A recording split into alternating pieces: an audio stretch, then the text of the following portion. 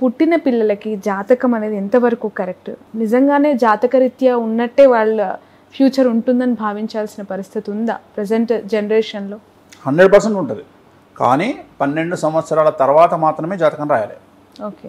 అంటే జాతకం రాసుకోవచ్చు.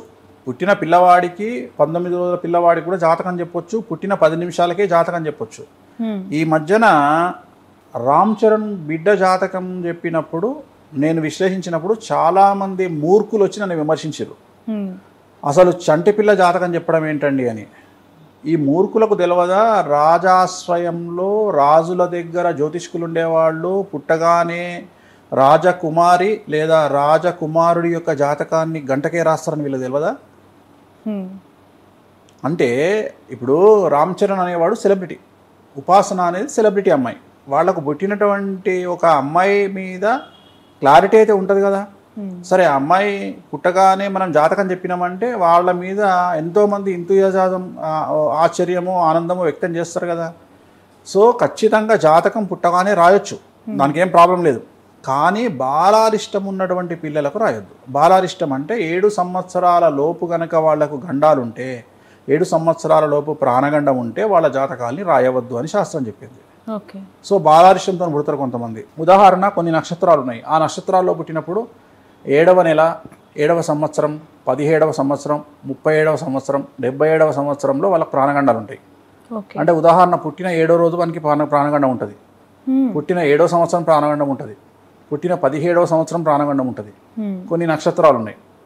సో చెప్పొద్దు మనం, అవి చెప్తే వ్యక్తిగతంగా ఇండివిజువల్ చెప్పాల్సిన నక్షత్రం అది. మనము ఇట్లా చెప్తే ఏమైందంటే భయపడతారు. సో కొన్ని నక్షత్రాలు ఉంటాయి, అట్లాంటి వాళ్ళకు మేము రాయం జాతకం. కొంతమంది మనకు ఈ మధ్య కాలంలో సడన్గా కొంతమంది మనకు అబ్జర్వ్ చేస్తుంటాము, లివర్ సిరోసిస్, మందు కూడా అలవాటు లేదు, లివర్ సిరోసిస్తో చనిపోయిండు అని. Young age 30 years, 25 years. ఇప్పుడు నేను చెప్పిన నక్షత్రాలకు సంబంధించినటువంటి వాళ్ళు అంటే వాళ్లకు గండాలు ఉండడం వల్ల ఏంటంటే 37 ఇయర్స్ లోపు చనిపోవడము, 17 ఇయర్స్ లోపు చనిపోవడం. 17 ఇయర్స్ అయితే జనరల్గా యాక్సిడెంట్లో చనిపోతారు. అలాగే 37 ఇయర్స్ లోపు అంటే హెల్త్ ప్రాబ్లం వల్ల చనిపోతారు. సో ఈ నక్షత్రాలు ఉన్న వాళ్లకు జాతకాలు రాయొద్దు. ఒకవేళ రాసినా చిన్నప్పుడు 7 ఏళ్ల తర్వాత రాసి వాళ్ళ క్లారిటీ ఇవ్వాలి. ఈ పలానా సంవత్సరంలో మీకు డెత్ ఉంది అనేది క్లారిటీ ఇవ్వాలి, పలానా సంవత్సరంలో ప్రాణగండం ఉంది అని క్లారిటీ ఇవ్వాలి. సో ఎవరికైనా సరే జాతకం రాయొచ్చును, 100% అట్లనే ఉంటుంది. కానీ పంతులను అడిగి, జ్యోతిష్యులను అడిగి, గురూజీలను అడిగి మరీ వాళ్ళ వృత్తిని ఏమంటారు కన్ఫర్మ్ చేయడం, వాళ్ళ స్టడీస్ని కన్ఫర్మ్ చేయడం అయితే మూర్ఖత్వం. ఎందుకంటే నేను ఇంతగానే చెప్పిన దేశ కాలమాన పరిస్థితులు. ఒకప్పుడు ఇంజనీరింగ్ అంటే కోకొల్లుగా పిచ్చి పట్టినప్పుడు చేశారు, ఇప్పుడు ఇంజనీరింగ్ వాల్యూ లేదు. సో ఇప్పుడు కొత్త కొత్త. ఇంకోటి ఏంటంటే నా ఉద్దేశం ఏంటి అంటే government job is a biggest scam. So government job అనేది ఎప్పుడు చేయొద్దు. గవర్నమెంట్ జాబ్ అనేది ఒక ప్రత్యేకమైనటువంటి మనస్తత్వం కలిగినటువంటి మనుషులకే సెట్ అవుతుంది తప్ప, ఎంత సంపాదిస్తావు గవర్నమెంట్ జాబ్లో మొత్తం జీవితాంతం కొట్టించుకుంటే 2 కోట్లు సంపాదిస్తావు గవర్నమెంట్ జాబ్లో. టీచర్ ఉద్యోగం ఉంది, 2 కోట్లు సంపాదిస్తావు సంవత్సరం మొత్తం. అదే నువ్వు ఒక జాక్పాట్ కొట్టి మంచిగా NIT స్టూడెంటో నిట్టో గిట్టో కొట్టి IIT స్టూడెంట్. 2 రాష్ట్ర ప్రభుత్వాలకి సమాచారం ఇస్తున్నట్టుంది ఆన్సర్ మీది. అదే గవర్నమెంట్ ఉద్యోగాలు అయ్యట్లేదు, DSC నోటిఫికేషన్లు రాలేదు, ప్రభుత్వ ఉద్యోగాలు లేవు అని. అంటే నేను అనేది ఏంటంటే వాళ్ళ మీద ప్రభుత్వాలు ఎదుర్కొంటున్న ప్రశ్న, వాళ్ళ మీద పడి ఏడవడం కంటే, వాళ్ళ మీద పడి బాధపడడం కంటే వ్యక్తిగతంగా చాలా చాలా చాలా ఆబ్లిగేషన్లు మనకు ఉన్నాయి. యాంకరింగ్ ఫీల్డ్ ఉంది, టీవీ ఫీల్డ్ ఉంది.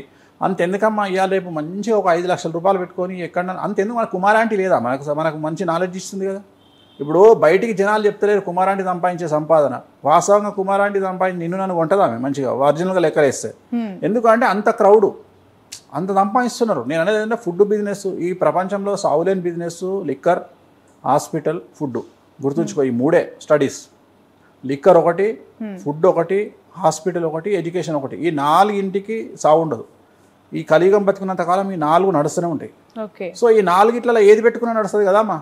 వైన్ షాప్ ముందర మసాలా బజ్జీ పెట్టుకున్నా నడుస్తుంది, ఎడ్యుకేషన్ ఇన్స్టిట్యూట్ ముందర బుక్ స్టాల్ పెట్టుకున్నా నడుస్తుంది. సో చాలా ఉన్నాయి కదా అప్లికేషన్లు. మనం ఎందుకు గవర్నమెంట్ వాడు ఏడవడం పక్కన పెడితే వ్యక్తిగతంగా మనం డెవలప్ కావాలి అనే ఉద్దేశంతో మనం పైకి రావాలి కదా. నేను అనేది అది.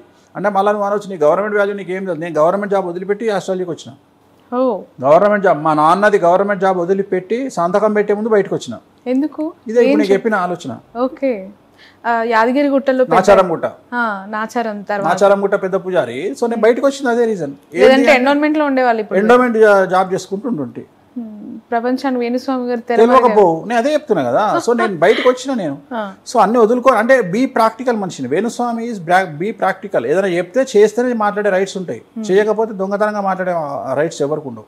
రైట్. ఈ మధ్య కాలంలో ప్రతి 10 జంటల్లో వింటున్న 5 నుంచైనా కామన్గా వినేది సంతానలేమి సమస్యలు అనేవి. మీరు అన్నారు హాస్పిటాలిటీ అని. Majority of the hospitals is IVF centres, సంతానలేమి సాఫల్య కేంద్రాలు అని చెప్పి గల్లీకి ఒక 2-3 మనకి ఇప్పుడు కనిపించేస్తున్నాయి. నిజంగానే జాతకాల ప్రభావం అంటారా, హ్యాబిచువల్ ఇష్యూస్ అంటారా, సంతానం ఎందుకు కావట్లేదు అనే దానికి ముఖ్యమైన సమస్య జాతకాలు.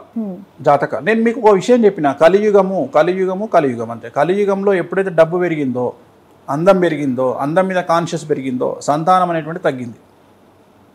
రెండోది, పుట్టిన సంతానానికి కూడా హెల్త్ ప్రాబ్లమ్స్ పుడుతున్నారు. ఆటిజం అందం మీద కాన్షియస్ పెరిగితే ఖచ్చితంగా పెళ్ళైన తర్వాత కనాలనుకుంటారు, బట్ అది ఇద్దరి దగ్గర ఒకరిని అందం కాదు నేను మాట్లాడేది. నేను అనేది అందం డిఫరెంట్ కాన్సెప్ట్. ఇప్పుడు నయనతార ఉంది. నయనతార బికాజ్ ఆఫ్ అందము అంటే ఆమె ఏంది అంటే ఆమె శరీర సౌష్టంలో ప్రాబ్లం వస్తుంది, తను సినిమాలు చేయాలి ప్రాబ్లం వస్తుంది కాబట్టి తను సరోగసికి పోయింది. నేను అట్లా మాట్లాడతలేను.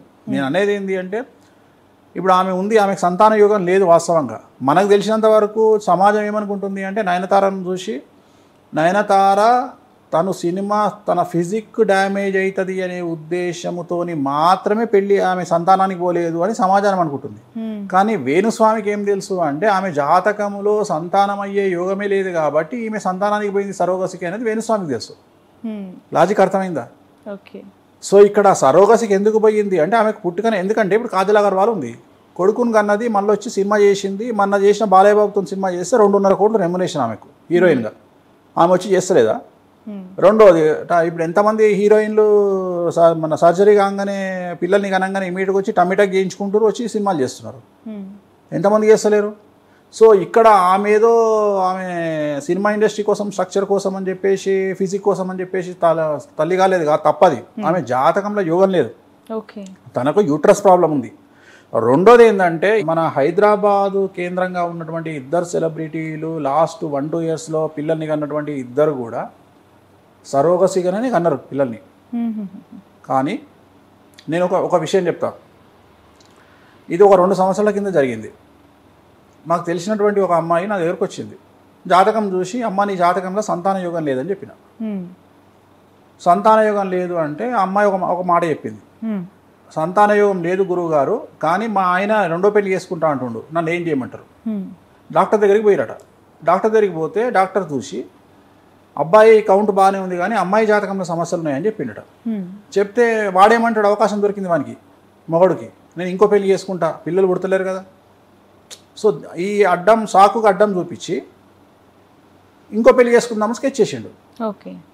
ఈ పిల్ల ఏమంటుందంటే, అమ్మాయి గురూజీ నా మొగడు ఇట్లా ప్లాన్ చేస్తున్నాడు, సో దీనికి నేను ఒక విరుగుడు ప్లాన్ చేసిన. ఏందమ్మా? ఏం లేదు, కడుపు వచ్చిందని మా తల్లిగారింటికి పోతా. చూడమ్మా ఇది ఎంత డ్రామాటిక్ ఉంటుందో. కడుపు వచ్చిందని మా తల్లిగారింటికి పోతా, 9 నెలలు ఆడనే ఉంటా. ఓకే. నేను ఆల్రెడీ వేరే దగ్గర దత్తతకు ఒక పిల్లని మాట్లాడుకున్నా, అప్పుడే పుట్టిన పిల్లగాని, ఆమె డెలివరీతో ఉంది. పిల్లగాడు పుట్టినా డెలివరీ కాగానే పట్టుకొచ్చి నాకే పుట్టిండు అని సీన్ క్రియేట్ చేస్తా. మళ్ళీ సీన్ క్రియేట్ చేస్తా అంటే మరి నేను అంతా మేనేజ్ చేసుకుంటా. నేను హాస్పిటల్ మేనేజ్ చేసుకుంటా, డాక్టర్ని మేనేజ్ చేసుకుంటా, అన్ని మేనేజ్ చేసుకుంటా. నేను నమ్మిస్తా. ఇప్పుడు నువ్వు ఈమె పుట్టిందంటావా, సరోగసి అంటావా, లేకపోతే ఐవీఎఫ్ అంటావా? ఇట్లాంటి సీక్రెట్లు ఎవరి దగ్గర మాట్లాడతారు? మాదనే మాట్లాడతారు కదా, నమ్మకం వల్ల. నేను అందుకనే పేర్లు చెప్పట్లేదు. ఇప్పుడు నేను ఏం చెప్పాలి? ఇప్పుడు ఆ అమ్మాయి ఉదాహరణ, నేను ఆ భార్యాభర్తలు 2 నా దగ్గరకు వచ్చినప్పుడు, ఆ పిల్ల బంధువులు నా దగ్గరకు వచ్చినప్పుడు నేను ఈ అమ్మాయికి సంతాన యోగం లేదు అని చెప్పిన. చెప్తే ఆ అమ్మాయికి ఒక్కదానికి తెలుసు సంతాన యోగం లేదని. ఆ అమ్మాయికి కూడా తెలిసి ఏంటంటే, ఆ అమ్మాయి తర్వాత నేను ఏదైతే చెప్పిందో అదే చేసింది. ఇప్పుడు ఆ అమ్మాయి కొడుకుని వేసుకొని తిరుగుతుంది. వానికి 1 ఇయర్. ఓకే. సేమ్ నేను చెప్పినట్టు లోపల బట్టలన్నీ పెట్టుకుంది, చీరలు గీరలన్నీ పెట్టి మొత్తం మీద కడుపు వచ్చినట్టు నమ్మకాన్ని క్రియేట్ చేసింది బంధువులల్లా. తల్లిగారింటికి పోయింది. బట్ ఎక్కడ ఒక చిన్న డౌట్ కూడా రాలేదు, ఎక్కడ రాలే, ఎవరికి రాలే. చాలా సినిమాటిక్ స్టోరీ. ఇప్పుడు చాలా జరుగుతున్నాయి ఇట్లా కేసులు. ఎందుకంటే ఇప్పుడు చాలా మంది ఏం చేస్తారు అంటే, నాకు తెలిసిన పెద్ద పెద్ద సెలబ్రిటీలు బాగా ఏం చేస్తారంటే, సరోగసిని వీళ్ళకు యూట్రస్ ప్రాబ్లం వల్ల, ఓవరీస్ ప్రాబ్లం వల్ల, ఏజ్ ప్రాబ్లం వల్ల, ఎందుకంటే ఈ సెలబ్రిటీస్ చాలా వరకు 35, 36, 37 తర్వాత పెళ్లి చేసుకుంటారు. వీళ్ళకి సంతాన యుగం చాలా తక్కువ మందికి ఉంటుంది ఆ ఏజ్లో. అప్పుడు ఏం చేస్తున్నారు వీళ్ళు అంటే సరోగసికి పోతున్నారు మొత్తం. సరోగసికి పోయి అవుట్కమ్ ఏం చేస్తున్నారు అంటే వీళ్ళే అన్నట్టు బిల్డప్ ఇస్తున్నారు. వాస్తవంగా సరోగసి అనే బిల్డప్ ఇయ్యరు. అంటే ఆ టైంకు వీళ్ళు ఏం చేస్తారు, హాస్పిటల్కి పోయి హాస్పిటల్లో డెలివరీ అయినట్టు సినిమా క్రియేట్ చేసి బయటకు వస్తారు. కానీ వాస్తవంగా మొత్తం సరోగసి బ్యాక్గ్రౌండే ఉంటుంది వీళ్ళకు. అందుకని ఏమైపోయింది, ఈ మధ్యన సెలబ్రిటీస్ గురించి నేను సంతాన యోగం లేదు అని చెప్పడం ఆపేసిన. ఎందుకంటే వీళ్ళు ఇచ్చేసి ఆ సినిమా స్టోరీ మీద మనం ఓడిపోతాం. అందుకని నేను చెప్పట్లేదు ఎక్కడ కూడా. ఇప్పుడు ఆపరేషన్ లేకుండానే మోకాళ్లకు ప్లాస్మా ట్రీట్మెంట్, మీ ఆర్థోపెడిక్ సమస్యలన్నిటికీ రోబోటిక్ టెక్నాలజీ ద్వారా తక్కువ ఖర్చుతో శాశ్వత పరిష్కారం, ఫ్రీ కన్సల్టేషన్, ప్రతి ట్రీట్మెంట్ పై 20% డిస్కౌంట్.